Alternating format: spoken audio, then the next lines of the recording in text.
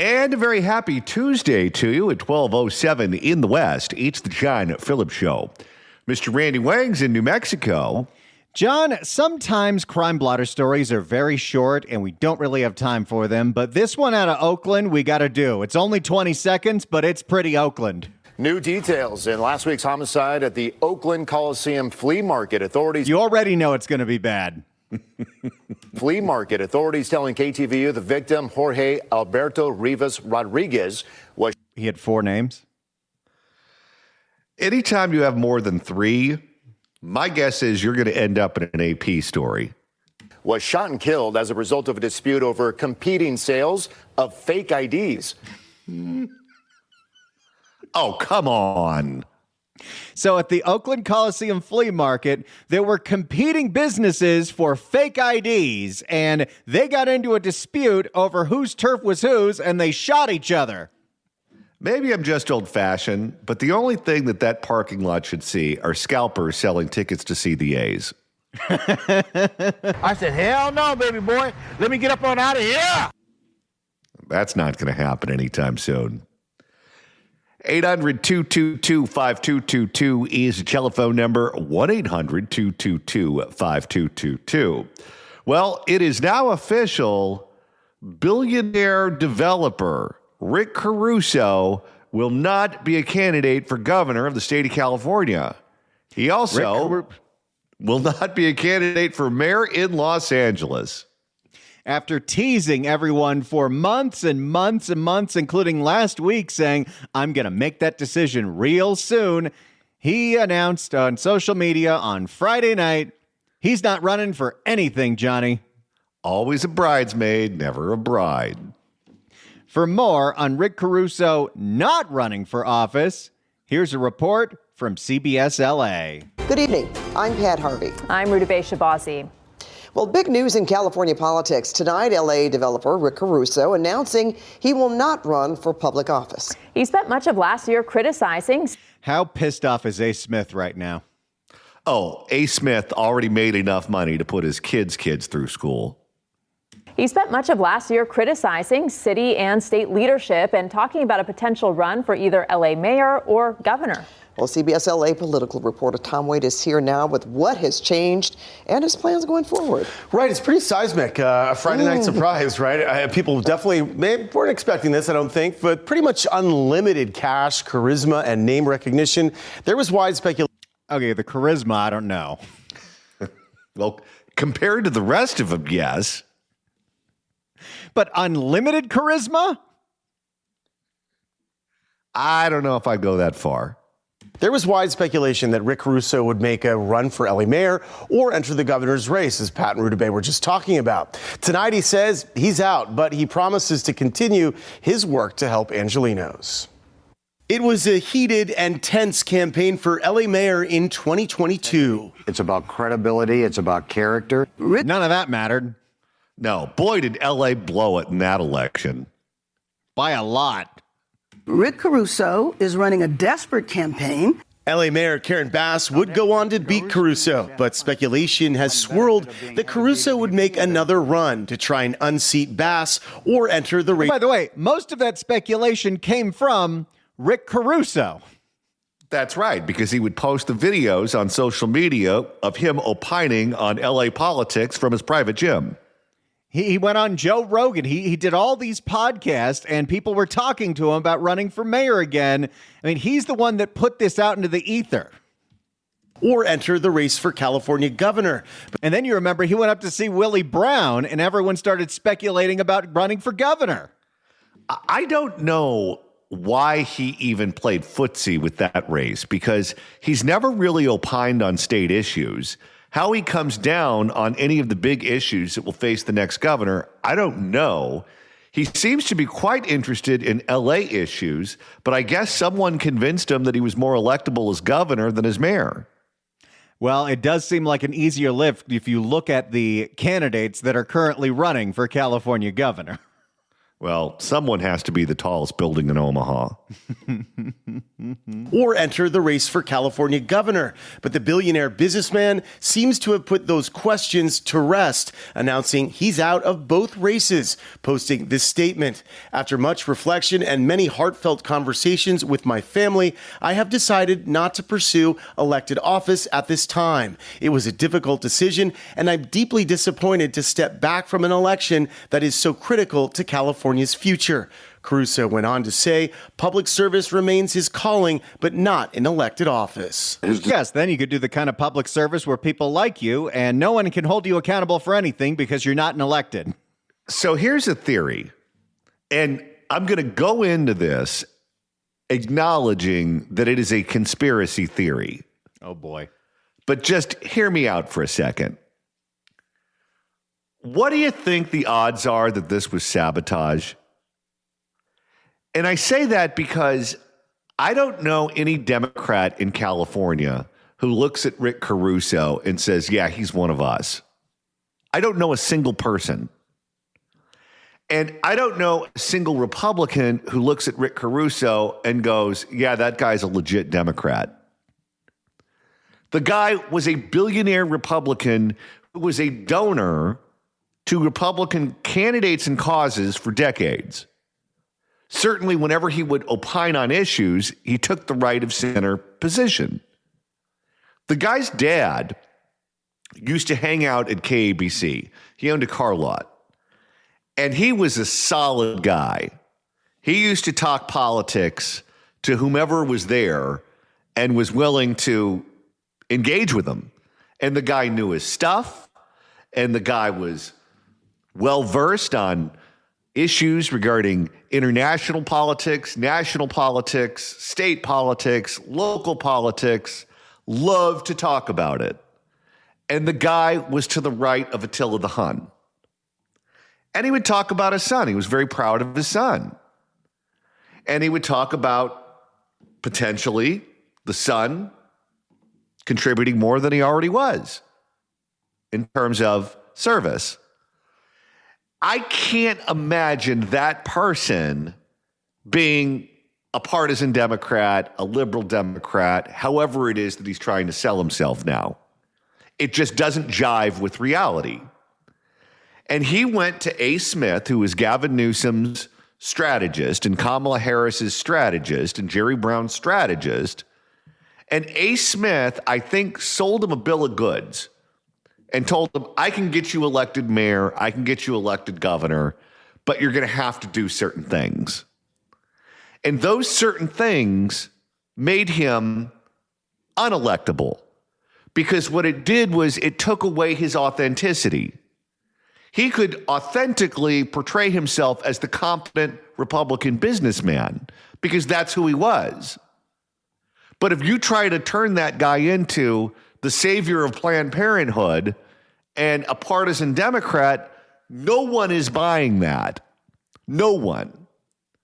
Now, all of that being said, when you look at Republican candidates who run for office, people like John Cox, people like Brian Dahle, Steve Garvey, whomever, they're not viable statewide. They can't raise the money. They can't get the endorsements. They can't get more votes than their opponents. Rick Caruso, as a Republican, was probably one of the few threats who could put together a viable campaign.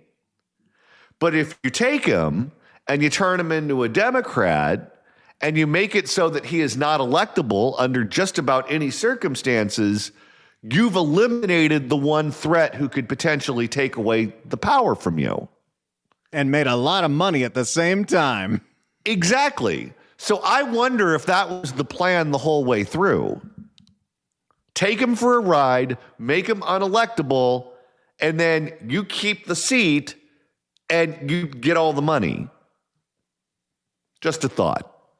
Well, I'm sure that happens with lots of political consultants with all kinds of candidates all the time. This just happened to be the white whale of California political candidates. Yes. His decision not to run for either one is a bit of a surprise.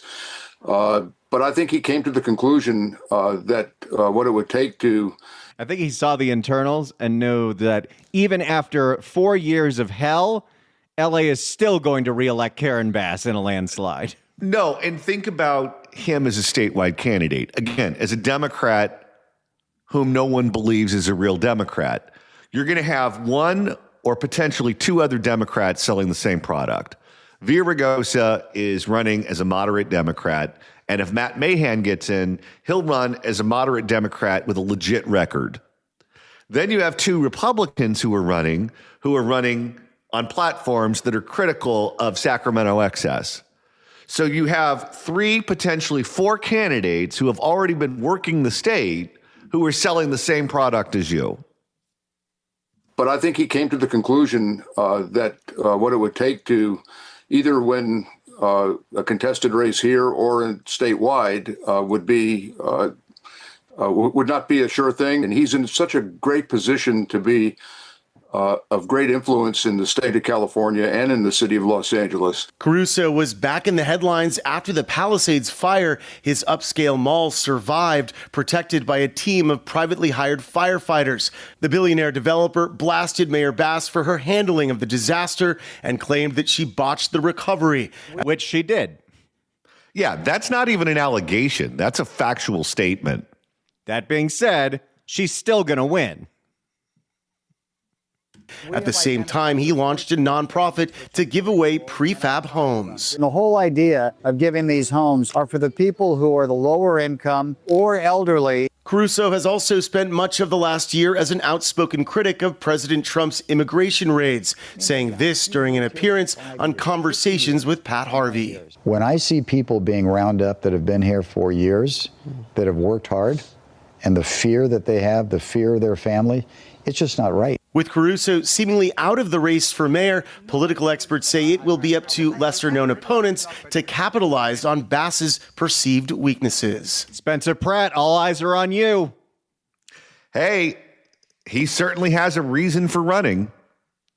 From the Palisades fire, of course, but also, we haven't seen her really move the needle on issues like expanding affordable housing. The budget is in serious crisis for the city of Los Angeles, and without him joining the race, Yes, we're going to have a situation where everything is noticeably worse in Los Angeles over the last 4 years, and she'll still win. Here's something that you should think about, too. The threat that could be posed against Karen Bass could be from the left, as we've seen in New York, as we've seen in Seattle, as we've seen in Chicago, as we've seen at the council level in Los Angeles. If there is a socialist candidate who gains traction, that could be the threat that knocks her out. Well, currently there is a socialist candidate. Her name is Ray Huang, no relation, and she is not catching any kind of traction. No, she's not. Feels like Karen Bass now has a open lane to maintain her seat for another 4 years. We reached out to Caruso for an interview and to learn more about what led up to his decision, but at this time we have not heard back. Pat. So there you go. Rick Caruso officially not running for mayor, not running for governor. He prefers to stay on the sidelines where nobody's going to hate him. And think about this for a second. Go back to the point that I made earlier, how no one believes that he is a legit Democrat. Right now, what they're doing is they're trying to outdo one another for the most hysterical reactions to whatever it is that Donald Trump does that day, where they swear, they make threats, they stomp their feet, they show up to protest, they do whatever. And then Rick Caruso puts out a statement, or I guess makes a statement about him disapproving of what ICE is doing. And he says he's what, disappointed? That's not what they're buying right now. What they're buying is what Gavin Newsom is trying to sell. Profane explosions. And social media snark. And every time he puts a statement out like that, every Democrat that reads that knows he's not one of us. And every Republican looks at it and says, okay, this is a hostage and there's a gun out of frame. And it's just never going to work that way. No one goes to Red Lobster to buy the chicken. If you want a legit Democrat, there are plenty of legit Democrats in that race. If you want a legit Republican, there are plenty of legit Republicans in that race. Having someone in the race with a lot of money pretending to be someone he's not, no one's interested in. Quite frankly, 800-222-5222 is the telephone number. 1-800-222-5222. If you'd like to email the show, you can do so at johnnydon'tlikeshow@gmail.com. That's johnnydon'tlikeshow@gmail.com. And Randy, what do you say we make a couple of listeners very happy? Well, let's do that right now. 790 KABC welcomes John Mellencamp to the Hollywood Bowl on August 10th. Tickets are on sale Friday at Ticketmaster.com, but right now, caller number 9 at 1-888-790-5222 gets a pair of tickets to the show. Tickets furnished by Live Nation. Good luck dialing. Are we allowed to announce where we're going in a couple weeks? I think we can. Yeah, I think that we can announce it. We can definitely get everyone to save the date. Should we? Let's do it. All right. How exciting is this? We had so much fun on Friday at the Pineapple Hill in Sherman Oaks that we want to keep the party going. Mark your calendars. The next big remote for the John Phillips Show. We're going back to Long Beach, to Gladstone's in Long Beach. And once again, we'll be joined by Susan Shelley of the Howard Jarvis Taxpayer Association. Make sure you sign that petition to save Prop 13. They need all those signatures in by February 17th. Anyway, we're going to be back in Long Beach on February 6th. That's a Friday. You got plenty of time to get it off. It's going to be a great show. We had so much fun in Sherman Oaks. We're going to have just as much fun in Long Beach. And what a better way to celebrate Jimmy Buffett Friday than to be there with us, maybe have some oysters and beer, or how about some coconut shrimp and maybe a Mai Tai, or, as we found out, Jimmy Buffett's actual drink that he used to enjoy on occasion, which is a glass of rosé. Oh, wow. And a Tim Cup chalice? Could be. If that's how you want it. I'm sure they can make it happen. Well, we know that California has one U.S. senator who claimed on bank forms that his home in Maryland was his primary residence, something you're not supposed to be able to do and legally represent a different state in the Congress. That, of course, is Adam Schiff.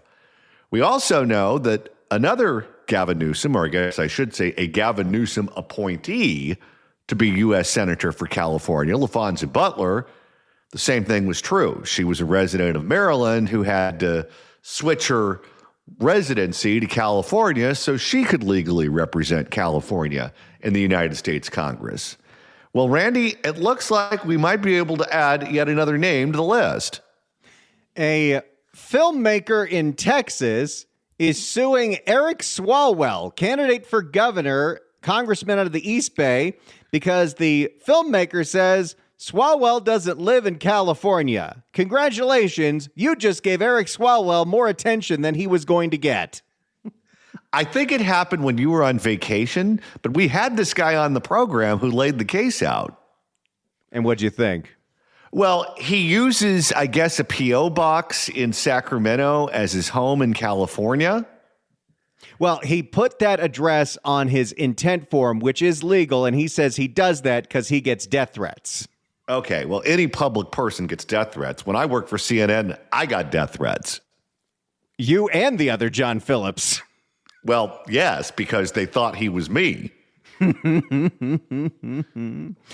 Well, let's find out what's going on here. Here is ABC 10 in Sacramento. New tonight, Congressman and California gubernatorial candidate Eric Swalwell is the target of a new lawsuit.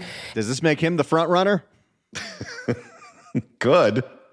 A conservative filmmaker alleges that Swalwell does not live in the state. ABC 10's Jeannie Nguyen is here to break it all down for us tonight. Alex, the lawsuit alleges Congressman Eric Swalwell hasn't lived in the state for years and has a full-time home in Washington, D.C.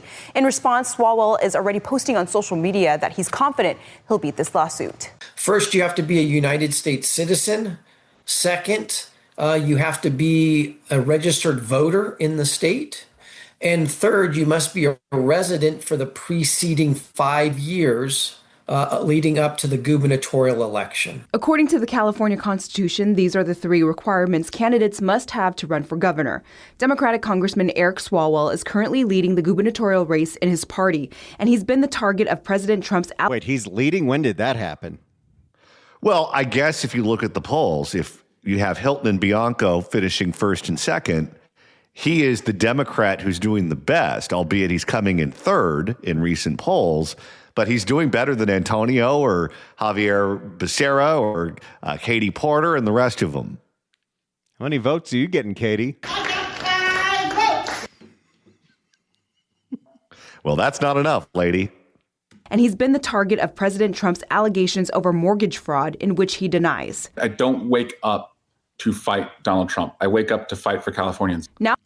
Cliche. Oh, come on. Now Swalwell is targeted again over his place of residence in this new lawsuit filed last week. Joel Gilbert is a conservative filmmaker who created this website to post his lawsuit and all the filings to try and prove Swalwell does not live in California full time.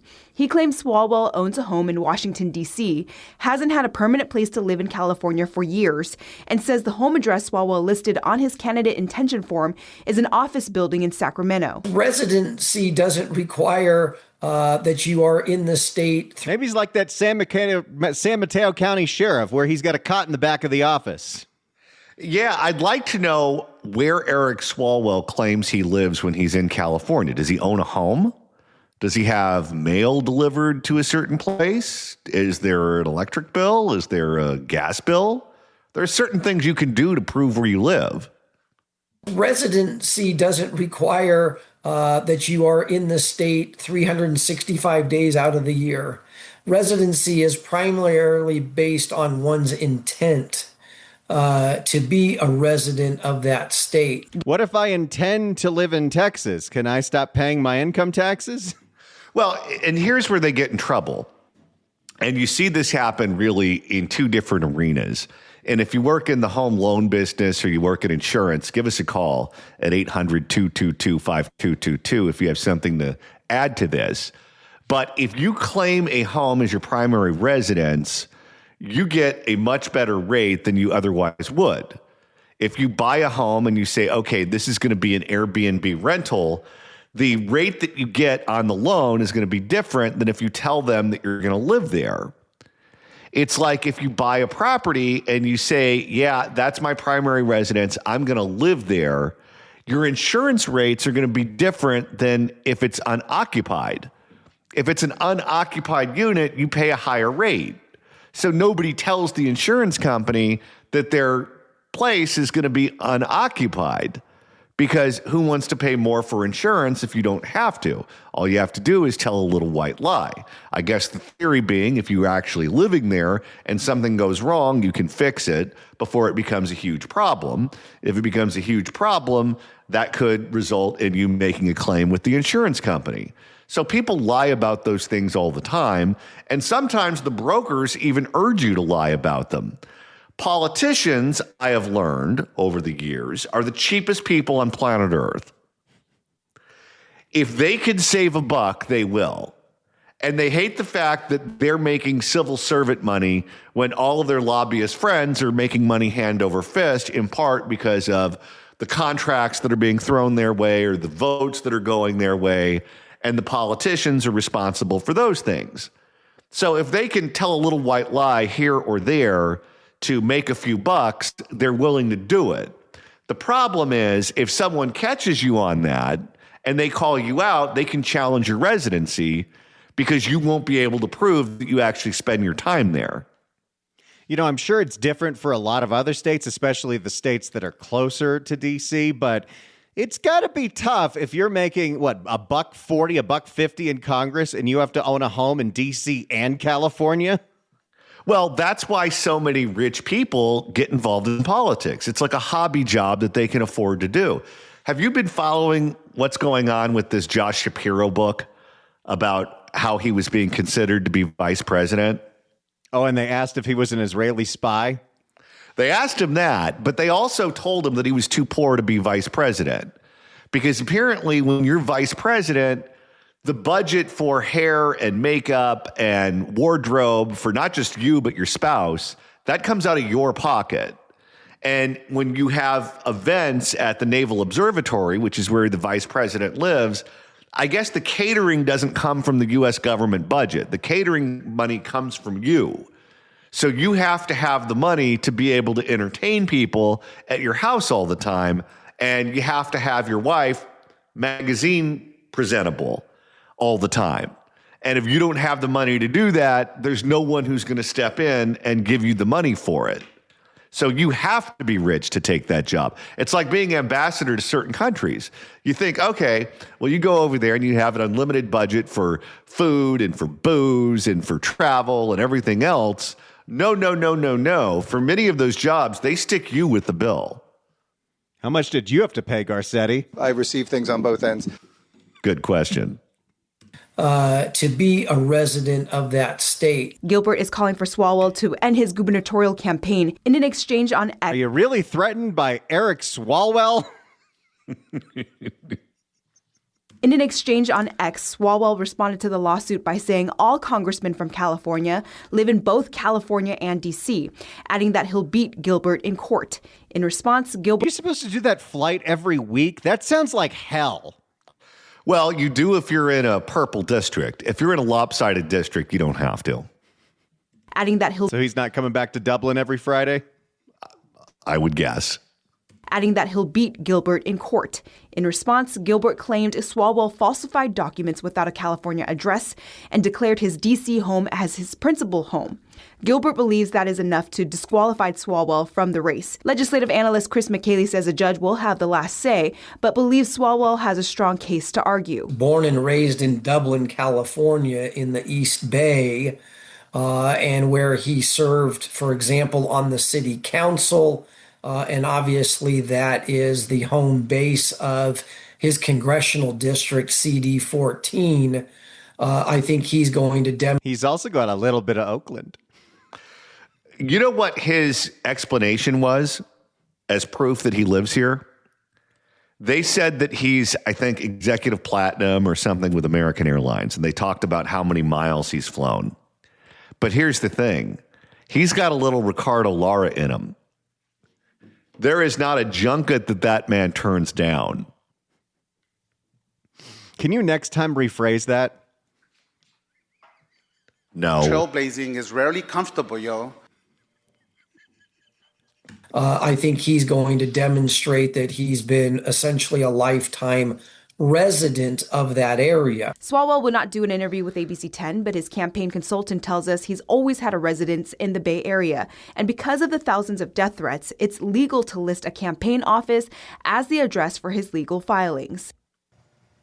I also tried reaching out to Joel Gilbert to comment on this story, but he did not respond to my request. So there you go. There is the lawsuit against Eric Swalwell claiming he doesn't really live in California. And does that mean he can really run for governor? Well, we know that the proposed wealth confiscation tax from the SEIU has already driven out over $1 trillion of wealth from the state of California to other states. Gavin Newsom is not happy about that, given the fact that he is the one expected to balance the budget. And if the wealth leaves, that makes his job harder. And he certainly also doesn't want to run for president as a tax and spender. And Randy, he is not happy with the SEIU right now. And Ashley Zavala from KCRA3 has more.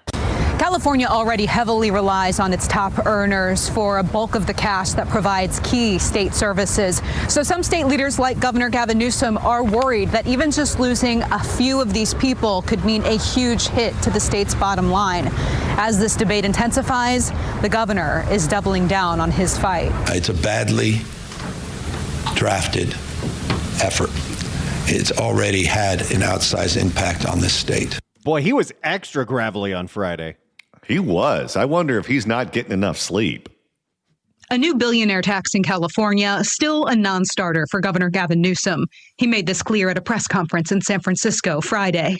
It does not support our public educators.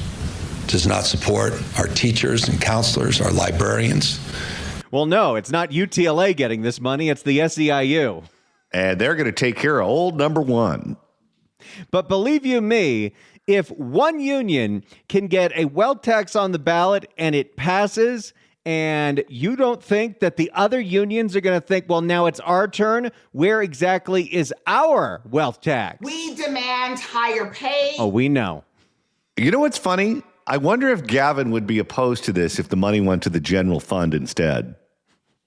Maybe that's the problem, is that the money's directly going to the union. Get that money. It doesn't support our first responders and firefighters. It doesn't support the general fund. No, we're doing a different kind of tax increase for the firefighters in L.A. The general fund. Billionaires are apparently bowing out of California based on the threat of this landing on the ballot. Venture capitalist Chamath Palihapitiya has claimed... Thank you. I was never going to pronounce that correctly. Yeah, I don't care how many tries you gave me. There's no way that's coming out of my mouth correctly. Venture capitalist Chamath Palihapitiya has... I feel like we should book him on the show and just see what happens. As a general rule, if the name wasn't in a 1932 Yale yearbook, I can't pronounce it. Venture capitalist Chamath Palihapitiya has claimed $1 trillion in wealth has left the state. He posted on X, in part, California is doomed unless our political leaders step up quickly. We know there's lots of excitement about the petition, and so we think it's going to go well. That's the SEIU lady. Of course, because why not? We know there's lots of excitement about the petition, and so we think it's going to go well. I spoke with Suzanne Jimenez earlier this month, a leader in the healthcare labor group SEIU UHW that's pushing it. She said it's a one-time 5% tax on billionaires to cover the Trump administration's healthcare cuts, which she says could be up to $100 billion. And it's a tax on not like the money that you have in the bank, but on your investments, on your assets. How do you even do that? Well, they're going to force you to sell your stocks, maybe even on a day that you don't want to sell them. I mean, look, what would happen if you were forced to liquidate your portfolio today with the stock market being down? You'd be screwed. As all of these outcomes from these cuts happen, we believe that the governor is going to reconsider his position. But Newsom has yet to be nudged. Hey, that's some good alliteration. But Newsom has yet to be nudged. What would a compromise look like to you? I don't know what there is to compromise. In response to that, he meant... Well, the SEIU would like some more money. If you can find a way to give them money, maybe they'll back off of this. That's what this is entirely about. In response to that, Jimenez gave us a statement Monday saying, in part, it appears that Governor Newsom is trying to push this crisis onto the next administration. That's deeply disappointing at a moment when our communities need leadership. She went on to say right now his priority seems to be protecting roughly 200 ultra-wealthy individuals. Other state leaders, unsure. California State Senate Pro Tem Monique Limon and Assembly Speaker Robert Rivas said they're not ready to take a position. What courage? Profiles in courage. Sounds like Lemon is as bad as the prune farmer. For us, our focus is on affordability. That's what you said last year. It never gets better. For us, our focus is on affordability. No one wants to raise taxes. No one wants to increase the cost. Do you know how many tax increases are going to be on the 2026 ballot? Some of them that were negotiated by the legislature, Rivas? You know what's funny is they all want to move up to Congress. They view themselves as being in the minor leagues, and they think going to Congress is the major leagues. If they keep this up, we're going to lose more than 3 congressional seats. We're going to lose 5. Taxes. No one wants to increase the cost for our most vulnerable residents. Right now, there is no specific plan here at the state capitol to backfill those significant health care cuts by the Trump administration. But Governor Newsom and state lawmakers have said they will spend this year trying to sort that out. Reporting at the state capitol, Ashley Zavala, KCRA 3 News. We reached out to that group, Service Employees International Union United Healthcare Workers West, who said it's still too early to provide any update on how many signatures they've collected so far. What do you think it's like outside of the grocery store when that one's getting touted? Well, it's people who are paid to gather the signatures, so they can't have the debate. They're not equipped to understand the facts and to try to shoot holes in the alternate argument. But the problem for Newsom is that the damage is already done. The people who would be impacted by this are already moving out. And the fact that they have moved out means you get nothing from them. It's not like you're arguing over what the rate is going to be. If they move to a different state, you get zero. It's such an interesting process because you can't even have the debate because the way this is written is if it actually got on the ballot and passed, it would be retroactive, which means if you lived in the state of California on January 1st, you'd be subject to this tax. And it also goes to show you how the billionaires have zero confidence in the California electorate to do the right thing. Zero. And you know what? I can't say that I blame them.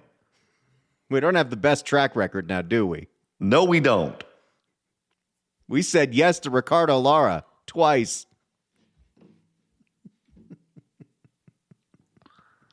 Wrap your head around that one. Trailblazing is rarely comfortable, yo. What's wrong with us? I mean, the first time we were breaking a glass ceiling because he was the first statewide openly gay elected official. The second time, I'm still trying to figure out why we said yes. People are just checked out. People are checked out. They don't pay attention to state politics. And right now, all Democrats care about is hating on Trump, and he scratches that itch for them. Well, let's check in with the average California voter to see what they think about this issue. No, I don't know enough to give you any good information, but good luck finding someone who does.